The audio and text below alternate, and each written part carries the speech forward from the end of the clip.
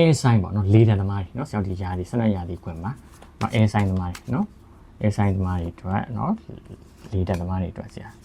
လေးလာတလားကန်နမိတ်ဖတ်ပြီးနော်ဟောဒီလေးလာပိုင်းမှာ air sign သမားတွေကဒီမှာ wheel of fortune ဆိုတော့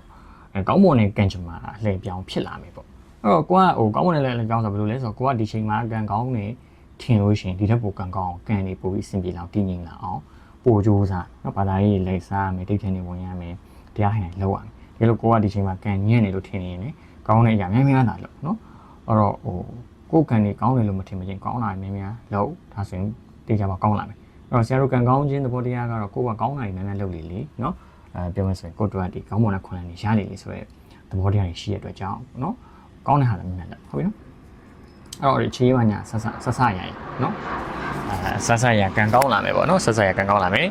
တော့ဘာလို့စင်ကျင်ခိုင်းလဲဆိုတော့ဒီနမိတ်အရာကဒီမှာတခုဆိုလို့ရှင်ကိုကလေအဲ့လိုဒေါသတွေမောဟတွေရှေ့မတင်နဲ့နော်ဟိုလှုပ်ဆိုင်ရှာတော့အုံနိုင်တော့လုပ်လို့ရတယ်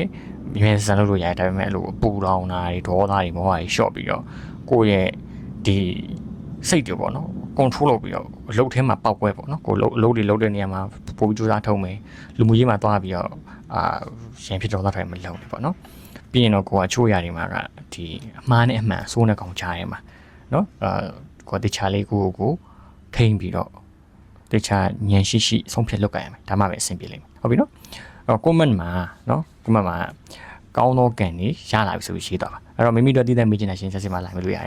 တယ်ဒီ video like and share လုပ်တော့ပြီပါကျေးဇူးများတင်ပါတယ်